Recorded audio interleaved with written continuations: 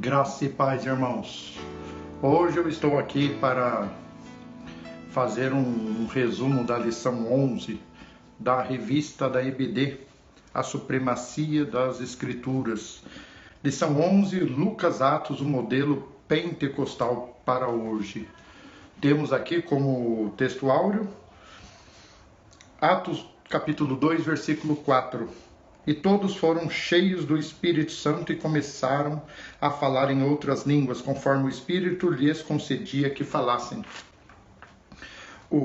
Verdade prática: a atividade do Espírito Santo e suas implicações na vida cristã são um padrão bíblico adotado pelo crente pentecostal.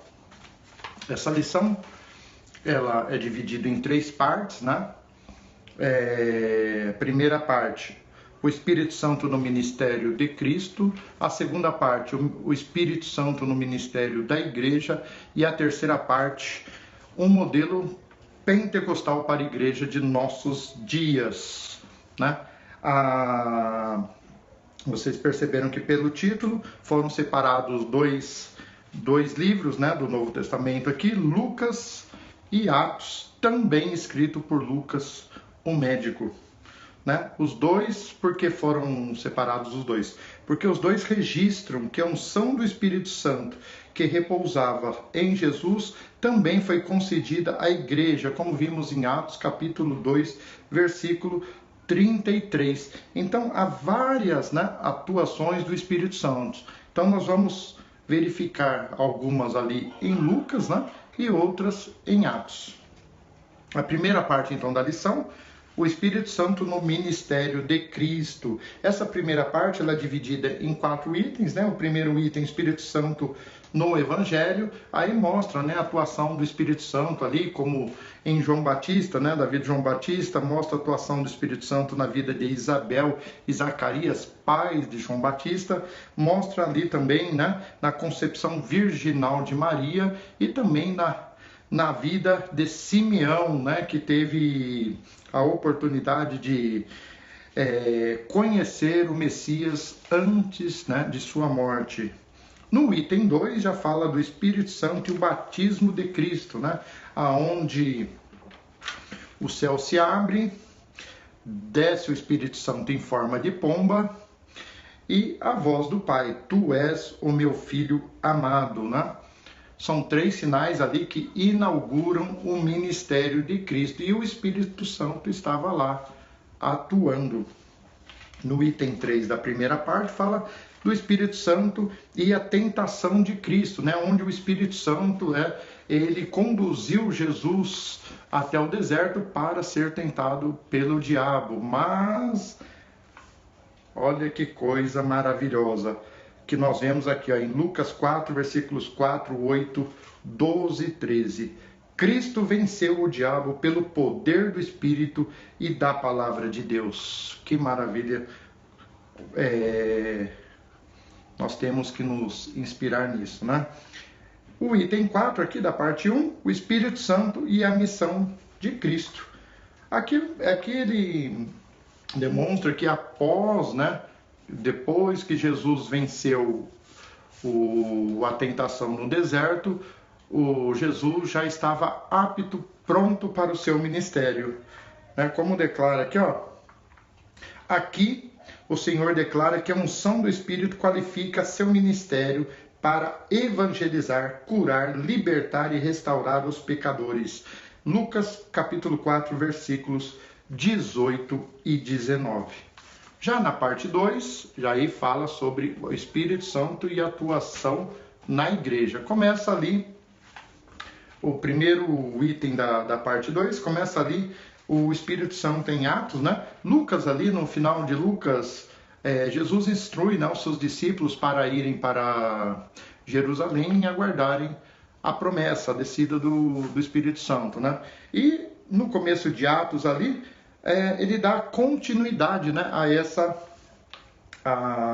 essa instrução, né, onde ali relata que 120 discípulos foram para Jerusalém para aguardar a promessa. Então essa primeira parte esse primeiro item da parte 2 relata a preparação dos discípulos para a promessa. Já o item 2 é a promessa cumprida no Pentecoste, aonde realmente, né, conforme a profecia de Joel capítulo 2, versículo 28, Cristo ratificou como sendo a promessa do Pai, como vimos lá em Atos capítulo 1, versículo 4, com sinais sobrenaturais que marcaram o advento do Espírito Santo. O som como de um vento, línguas como de fogo e falar em outras línguas. Desses 3 sinais, né, apenas um ficou até hoje, né, que é o falar em línguas.